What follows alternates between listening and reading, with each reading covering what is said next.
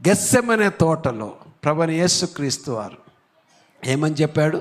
తండ్రి, సాధ్యమైతే ఈ గిన్నె నా యొద్ద నుండి తొలగించమన్నాడు. అయితే మరలా నీ చిత్తమే జరుగునుగాక, నీ చిత్తమే జరుగునుగాక, నీవు అనుకున్నట్టే జరుగునుగాక. ఎందుకంటే తండ్రి ఆ సమయంలో తన కుమారుడైన యేసుక్రీస్తు వారితో మాట్లాడలేదు.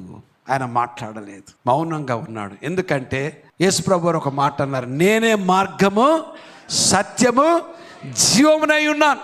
నేనే మార్గము.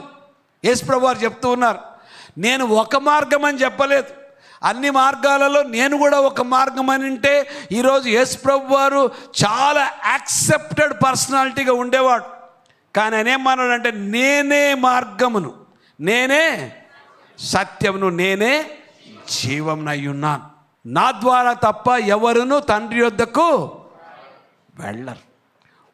ప్రభువైన యేసుక్రీస్తు వారు ఒక మాట అంటారు, నీ చిత్తమే జరుగునుగాక. ఈరోజు మన క్రైస్తవ జీవితంలో, మన విశ్వాస జీవితంలో ఎన్ని సమస్యలున్నా, ఎన్ని కష్టాలున్నా, ఎన్ని అవరోధాలున్నా, మనం ప్రార్థన చేసేటప్పుడు, ప్రభువా నీ చిత్తమే జరుగునుగాక, నా ఇష్టము కాదు ప్రభువా, నీ చిత్తమే జరుగునుగాక.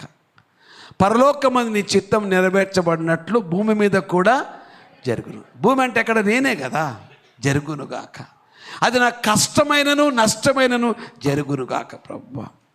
అటువంటి ప్రార్థన, అటువంటి విశ్వాస జీవితము నేను ఈదలేనంతగా మనం చూస్తూ ఉన్నాం. ప్రియమైన దేవుని బిడ్డలారా, ఇది మనము ఏ విధంగా మనల్ని మనం సిద్ధపరచుకోవాలి, ఒక గొప్ప పరిచర్యకు ఏ విధంగా నువ్వు సిద్ధపరచుకుంటావు, ఏ విధంగా నిన్ను అప్పగించుకుంటావు, ఏ విధంగా నువ్వు కట్టుకుంటావు, ఏ విధంగా నేను ప్రభువా నీ చిత్తమే జరుగునుగా కానీ ఎప్పుడు నువ్వు చెప్పగలుగుతావు?